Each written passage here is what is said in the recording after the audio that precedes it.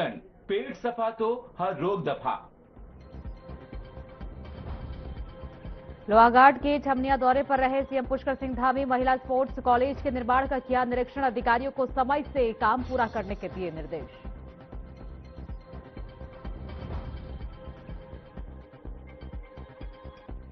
CM Pushkar Singh Dhami ने किया बड़ा ऐलान। लालकुआं के बिंदु खत्ता को राजस्व ग्राम बनाए जाने की घोषणा की। जीवित क्षेत्रवासियों की मांग जल्द हो सकेगी पूरी।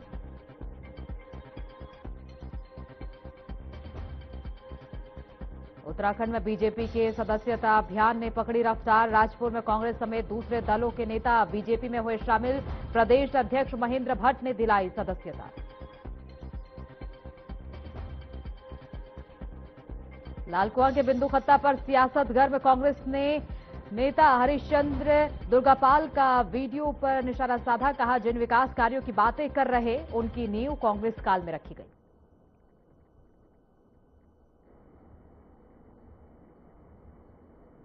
नमस्कार, मैं हूं आपके साथ सोनिया। रुक करेंगे उत्तराखंड की खास खबरों की ओर।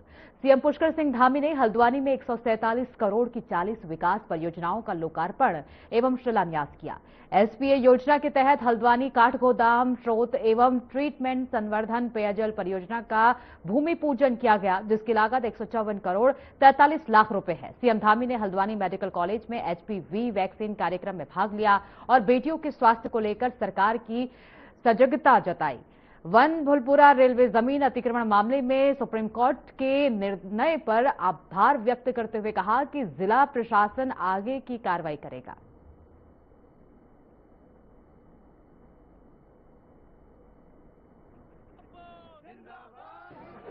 माननीय प्रधानमंत्री जी के नेतृत्व में जो आज ये टीकाकरण का अभियान बेटियों के लिए प्रारंभ किया गया है, निश्चित रूप से एक प्रधानमंत्री जी का दृढ़ संकल्प है कि हमारी बेटियां और उनका भविष्य सुरक्षित होना चाहिए।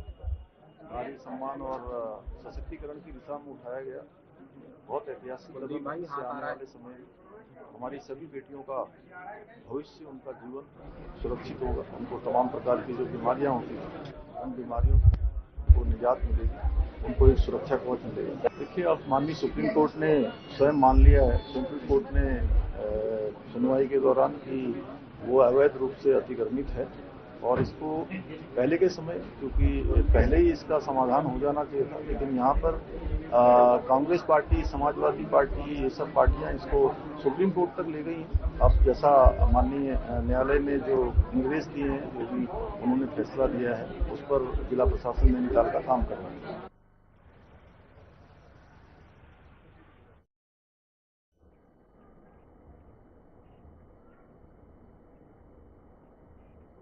उत्तराखंड में स्टेट और जिला डिजास्टर प्लान का व्यापक पुनरीक्षण किया जा रहा है। साल 2009 और 18 के बाद योजनाओं को अपडेट करने की अपील की गई है।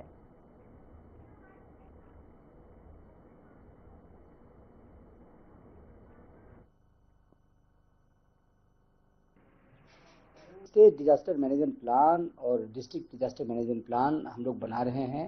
हमारा एचडीएमपी वाला काम लगभग 95% के आसपास हो गया है। थोड़ा सा काम बचा हुआ है, हम बहुत जल्दी इसको कर लेंगे।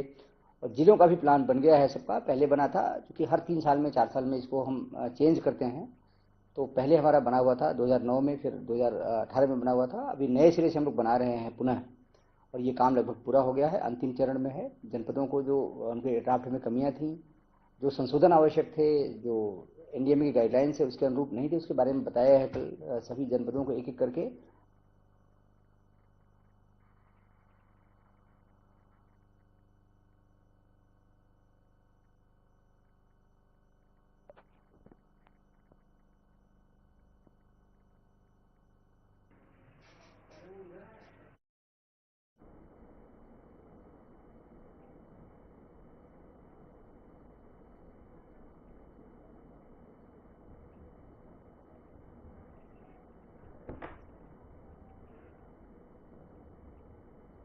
उत्तराखंड में स्टेट और जिला डिजास्टर प्लान का व्यापक पुनरीक्षण किया जा रहा है। साल 2009 और 18 के बाद योजनाओं को अपडेट करने की प्रक्रिया शुरू हुई है।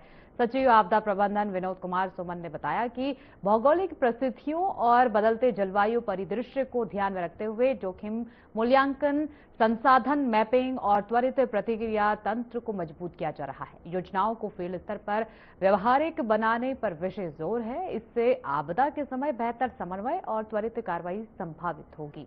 अधिकारियों को योजनाएं शीघ्र पूर्ण करने के निर्देश दिए गए हैं।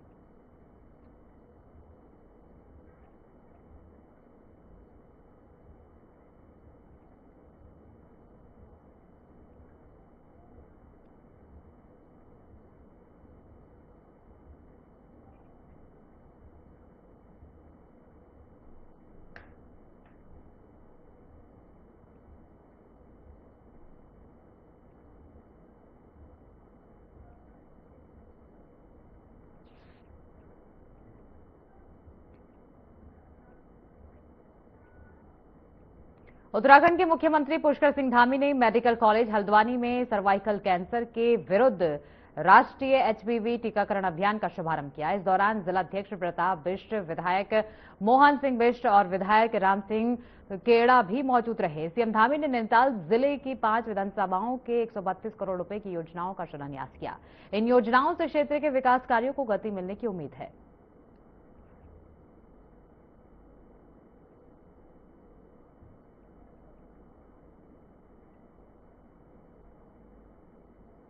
लोहाघाट के रामलीला मैदान में आयोजित काली कुमाऊं होली रंग महोत्सव में मुख्यमंत्री पुष्कर सिंह धामी ने सहभागिता कर जन समूह को होली की शुभकामनाएं दी। उन्होंने पारंपरिक कुमाऊनी और शास्त्रीय होली गायन में भाग लेकर लोगों के साथ उत्सव की खुशियां साझा की। मुख्यमंत्री ने कहा कि उत्तराखंड की लोक संस्कृति हमारी पहचान है और चंपावत की काली कुमाऊं होली का विशेष महत्व है। इस अवसर पर केंद्रीय राज्य मंत्री अजय टम्टा व अन्य जनप्रतिनिधि भी मौजूद रहे।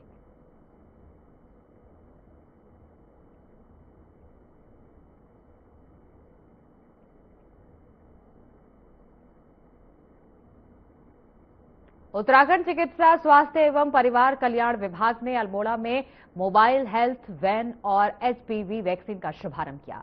कार्यक्रम का उद्घाटन पीएम नरेंद्र मोदी ने गुजरात से किया।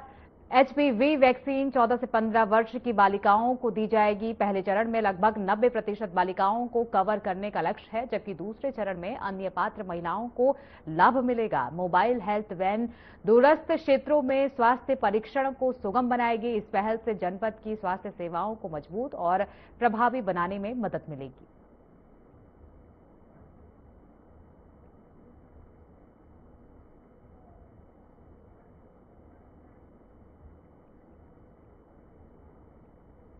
उत्तराखंड की ग्रीष्मकालीन राजधानी गैरसैंण में 9 मार्च से प्रस्तावित बजट सत्र को लेकर सियासी हलचल तेज हो गई है। पिछले वर्ष हंगामे से प्रभावित सत्र के अनुभव के बाद बीजेपी विधायक मुन्ना सिंह चौहान ने सभी विधायकों से गुटबाजी से ऊपर उठकर जनहित के मुद्दों पर गंभीर विमर्श करने की अपील की। उन्होंने कहा कि सदन लोकतंत्र का महत्वपूर्ण मंच है और बेवजह हंगामा न प्रदेश का भला करे न लोकतांत्रिक परंपराएं मजबूत होंगी। सत्र में सरकारी संसाधनों के खर्च को देखते हुए सभी विधायकों को जिम्मेदारी समझनी चाहिए।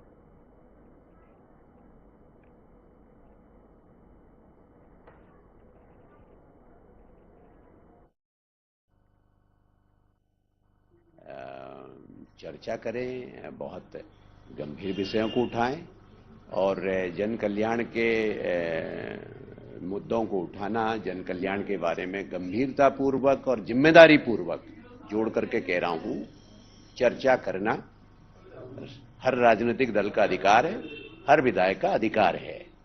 लेकिन उस अधिकार के नाम पर केवल बिना सिर पैर की बातों के बारे में समय बर्बाद करके और केवल हंगामा करके और केवल अखबारों की सुर्खियां बनाने के लिए कहीं निगाहें कहीं निशाने जो होता है उस तरीके से करना, वो अच्छी बात नहीं है।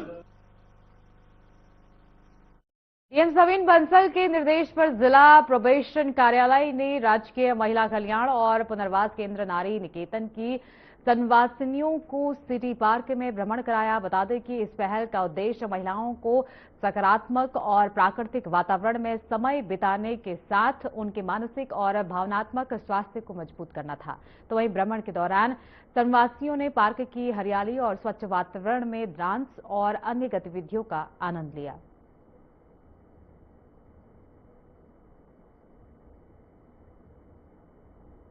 हरिद्वार के कनखल थाना क्षेत्र में देर रात गीता टेंट हाउस में भीषण आग लगने से हड़कंप मच गया। बता दें कि इस दौरान आग इतनी विकराल थी कि टेंट हाउस का अधिकांश सामान जलकर राख हो गया। तो वहीं सूचना मिलते ही फायर ब्रिगेड की 3 गाड़ियां मौके पर पहुंची और करीब 1 घंटे की मशक्कत के बाद आग पर काबू पाया गया। बता दें कि इस दौरान घटना में कोई जनहानि नहीं हुई।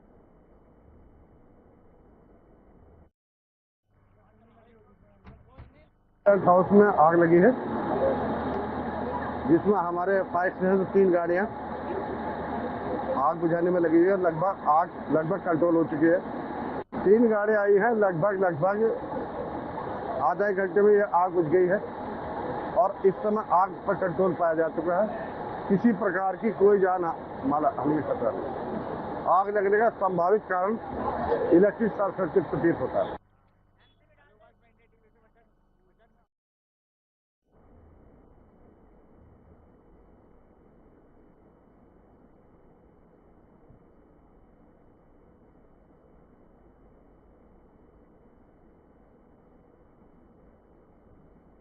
वक्त हो गया एक छोटे से ब्रेक का। ब्रेक के बाद फौरन लौटेंगे, बने रहिए हमारे साथ।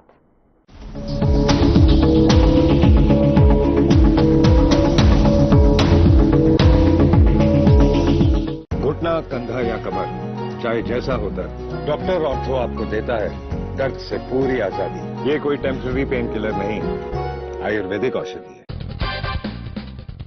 दोस्तों, आपने महसूस किया होगा कि आपके बच्चे अब मोबाइल को, टीवी को ज्यादा समय देते हैं। क्यों? क्योंकि आपके पास आपके बच्चों के लिए वक्त बचा ही नहीं है। आप या तो अपने ऑफिस में बिजी रहते हैं या फिर अपनी जिंदगी में। लेकिन मैं आपको 2 ऐसी घटनाएं बताऊंगा जिसे सुनने के बाद आपके रोंगटे खड़े हो जाएंगे। शायद आप परिवार पर जरूर ध्यान देना शुरू कर देंगे। महाराष्ट्र के पालघर में एक 6 साल की बच्ची की हत्या हो जाती है। पूरा परिवार गम में सहमा हुआ, डरा हुआ सा है। आखिर क्यों 6 साल की बच्ची से किसी की क्या दुश्मनी हो सकती है? परिवार का किसी से कोई विवाद भी नहीं था। फिर यह हत्या किसने की? गौर से सुनिए। यह हत्या उसके चचेरे भाई ने की, जिसकी उम्र सिर्फ 13 साल की थी। वो अपनी बहन से जलता था, जलसी करता था, जिसे फोबिया था कि घर के लोग उसकी बहन से ज्यादा प्यार करते हैं और वो इसे बर्दाश्त नहीं कर पा रहा था। बात यहीं खत्म नहीं हुई। सोचिए, इतना बड़ा कदम उसने कैसे उठाया? क्या ख्याल आया होगा उसको? कैसे उसने सब ये प्लान किया होगा? बच्चा कई दिन से एक सीरियल किलर वेब सीरीज देख रहा था, जिसे देखकर उसने पूरा प्लान मन ही मन बना लिया कि कैसे उसे अपनी बहन को मारना है। उसने पहले बहन के साथ गेम्स खेले, खाना खाया, हंसी मजाक किया और फिर गला घोंटकर उसकी हत्या कर दी। वो अपनी बहन से इतनी नफरत करता था कि उसने सिर्फ गला घोंटकर मारा ही नहीं, बल्कि उसके चेहरे को पत्थर से कुचल दिया। उसने पुलिस को भी बताया कि सब उसकी बहन से ज्यादा प्यार करते थे, जिसे वो नहीं सह पाता था। उसने वेब सीरीज का नाम बताया और कहा इसी से सब कुछ सीखा है और ये सब अंजाम दिया है। अब आप बताइए, इसमें क्या सिर्फ उस बच्चे की गलती थी? घर के अंदर बच्चा मोबाइल में घर में क्या कर रहा है, क्या देख रहा है, क्या पेरेंट्स की जिम्मेवारी नहीं है? वो बच्चों पर ध्यान दें, देखें कि क्या कर रहा है बेटा या बेटी।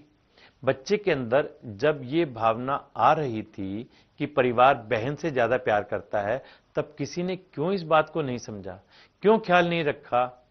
अब ऐसा ही एक और मामला सुनिए, उड़ीसा के जगत सिंहपुर जिले का।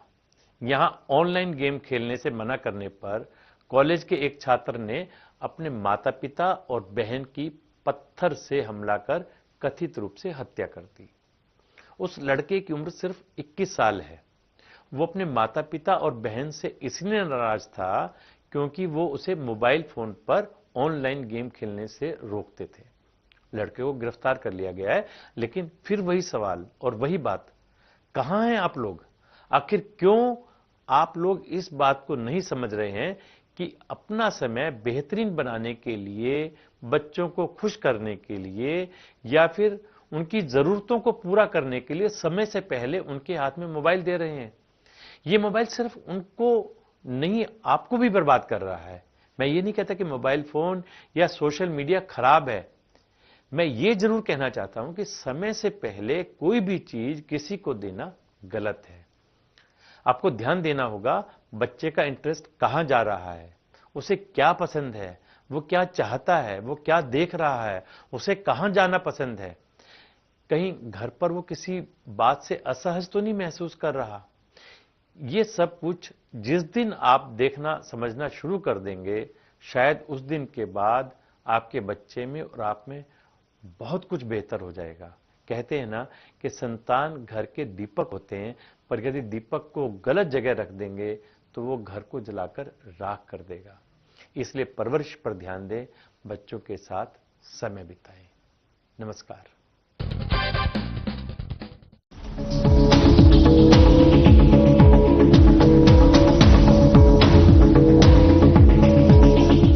ब्रेक के बाद एक बार फिर स्वागत है। खबरों में आगे बढ़ेंगे। लोहाघाट के छमनिया में लगभग 256 करोड़ रुपए की लागत से बन रहे प्रदेश के प्रथम महिला स्पोर्ट्स कॉलेज का मुख्यमंत्री पुष्कर सिंह धामी ने स्थलीय निरीक्षण किया, जहां इस दौरान उन्होंने निर्माण कार्यों की प्रगति की समीक्षा की। अधिकारियों को समय सीमा में गुणवत्तापूर्ण कार्य पूरे करने के निर्देश दिए।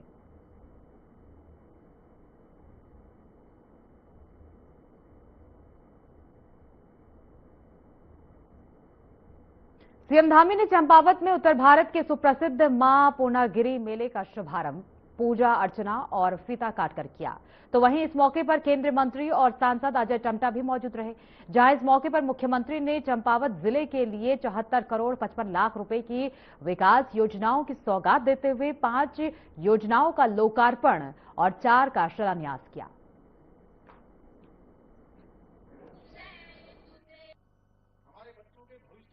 आज से उनका आवागमन यहाँ होना शुरू हो जाएगा। इस मेले की संपूर्ण व्यवस्थाएं अच्छी हों, आने वाले श्रद्धालुओं का एक अच्छा अनुभव यहाँ से लेकर जाएं और मेला आने वाले समय में वर्ष भर चले, इस निमित्त सारे काम यहाँ पर नियोजित किए जा रहे हैं। जो भी कामों का नियोजन किया जा रहा है, जो भी काम प्रस्तावित किए जा रहे हैं, वो इस दृष्टि से किए जा रहे हैं कि वो सभी स्थायी रूप से हों, अधिक से अधिक सुविधाएं हों, यहाँ पर पार्किंग अच्छी बने, सड़क निर्माण का कार्य अच्छा हो, पाटनागाड़ पर पुल के निर्माण की स्वीकृति प्रदान कर दी गई है। मुख्यमंत्री पुष्कर सिंह धामी ने लोहाघाट स्थित 36वीं वाहिनी भारत तिब्बत सीमा पुलिस परिसर में पहुंचकर हिमवीरों के साथ होली का उत्सव मनाया, जहां इस मौके पर उन्होंने देश की सीमाओं की रक्षा में तैनात जवानों को शुभकामनाएं देते हुए उपहार भेंट किए और उनका उत्साहवर्धन किया। तो वहीं इस दौरान मुख्यमंत्री ने कहा कि विषम भौगोलिक और जलवायु परिस्थितियों में तैनात जवान राष्ट्र के सशक्त कवच हैं और उनका योगदान अतुलनीय है।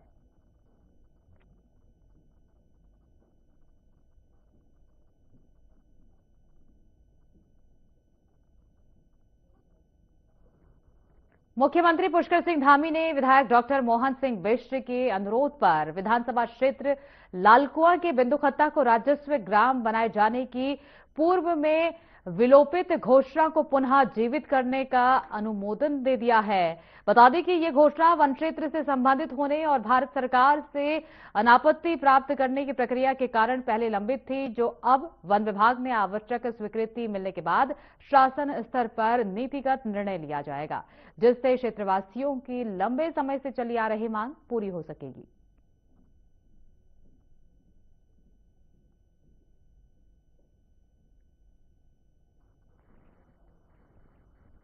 मुख्यमंत्री पुष्कर सिंह धामी के निर्देश पर सचिव लोक निर्माण डॉक्टर पंकज कुमार पांडे ने उत्तरकाशी, भटवाड़ी, हर्षिल, गंगोत्री राष्ट्रीय राजमार्ग 34 का स्थलीय निरीक्षण किया, जहां इस दौरान उन्होंने सीमा सड़क संगठन के अधिकारियों को 15 अप्रैल 2026 से पूर्व मार्ग को पूर्ण रूप से दुरुस्त करने के निर्देश दिए हैं।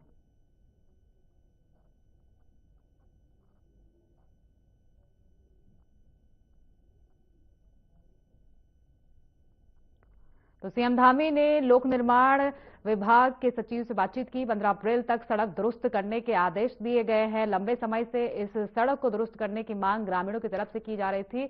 हालांकि अब सीएम धामी के निर्देश पर इस पर कार्रवाई की गई है और जल्द ही इस सड़क का निर्माण किया जाएगा और यात्रा करने के लिए एक सुव्यवस्थित मार्ग ग्रामीणों को मिलने जा रहा है, जिसकी लंबे समय से ग्रामीण मांग कर रहे थे। आखिरकार वो मांग उनकी पूरी होती हुई नजर आ रही है। सीएम धामी ने इस पर एक्शन लिया है। उत्तराखंड विधानसभा का बजट सत्र 9 से 13 मार्च तक गैरसैंण स्थित भराड़ीसैंण विधानसभा परिसर में आयोजित होगा, जिस पर विधानसभा अध्यक्ष रितु खंडूरी भूषण ने बताया कि सत्र की सभी तैयारियां पूरी कर ली गई हैं और सत्र की शुरुआत राज्यपाल गुरमीत सिंह के अभिभाषण से होगी। विधायकों ने 563 सवाल। देखिए, इसमें मैं कुछ कह ही नहीं सकती हूँ। ये जो निर्णय होता है ये सरकार का होता है, ये मेरे परव्यू से बाहर की चीज है। कितने दिन का होगा, कब होगा और कहाँ पर होगा, वो निर्णय सरकार के द्वारा लिया जाता है। सरकार के द्वारा मुझे एक कार्यक्रम आया है कि 9 से 13 मार्च को हम सत्र करेंगे, भराड़ीसैंण में सत्र होगा और उसके लिए मैं पूरी तरह से तैयार हूँ। देखिए, ऐसा है कि भराड़ीसैंण गैरसैंण में इस बार हमारा सत्र होने जा रहा है, बजट सेशन है, गवर्नर साहब का भी अभिभाषण होगा, तो हम पूरी तरह से तैयार हैं। आपने देखा होगा इस बार हमारी जो सिक्योरिटी की बैठक हुई है वो भी काफी समय पहले कर दी गई थी।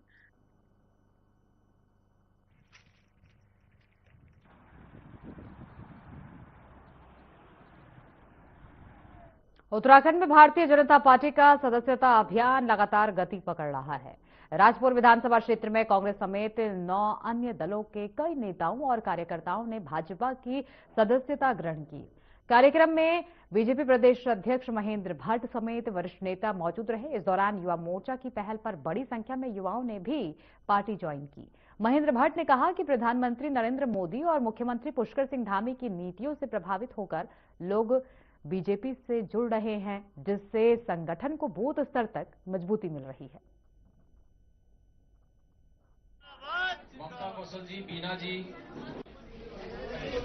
अनुपम जी। देखिए, एक बड़ा उत्साह सब में दिखाई दे रहा है। दूसरे दलों के बूथ स्तर के कार्यकर्ता हमारे साथ जुड़ रहे हैं और जैन जी का प्रभाव भी आप सब लोग देख रहे होंगे। बड़ी संख्या में युवाओं ने आज भारतीय जनता पार्टी की संस्था ली। पूर्व सभासद थे, बसपा के पूर्व अध्यक्ष के सुपुत्र थे और मैं कह सकता हूं कि ये जो टीम थी ये दूसरे दलों पे बूथ पर काम करने वाली टोली थी। जो टोली हमसे जुड़ी है, ये इस बात का संकेत है कि 2027 में युवा, महिला और हर मतदाता। अनुपम जी, साहिल आदि। लालकुआं विधानसभा क्षेत्र के बिंदुखत्ता में विकास कार्यों को लेकर सियासी पारा चढ़ गया है, जिस पर कांग्रेस के वरिष्ठ नेता और पूर्व कैबिनेट मंत्री हरीशचंद्र दुर्गापाल ने बीजेपी पर श्रेय लेने की राजनीति करने का आरोप लगाते हुए कहा कि जिन कार्यों का आज बीजेपी दावा कर रही है उनकी नींव कांग्रेस शासनकाल में रखी गई थी।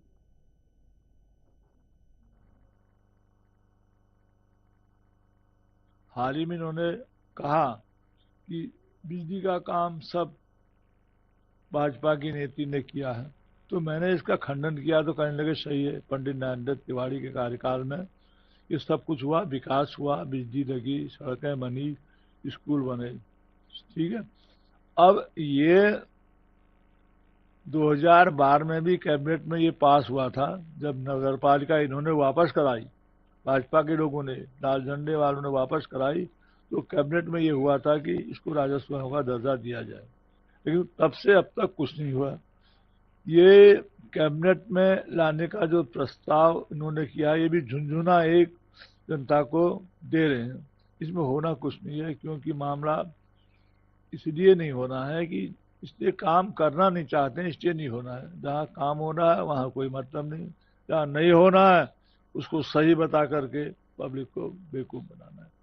तो जैसा आपने कहा कि 25 तारीख को कैबिनेट में बैठक में ये तय होना था, नहीं हुआ, तो इनका विषय है, ये जिन्होंने झूठा बयान क्यों दिया। अभी बयान झूठ का एक पुलंदा है। अभी इन्होंने लेटेस्ट कहा कि 40 साल में बिंदु खत्ता में कुछ नहीं हुआ।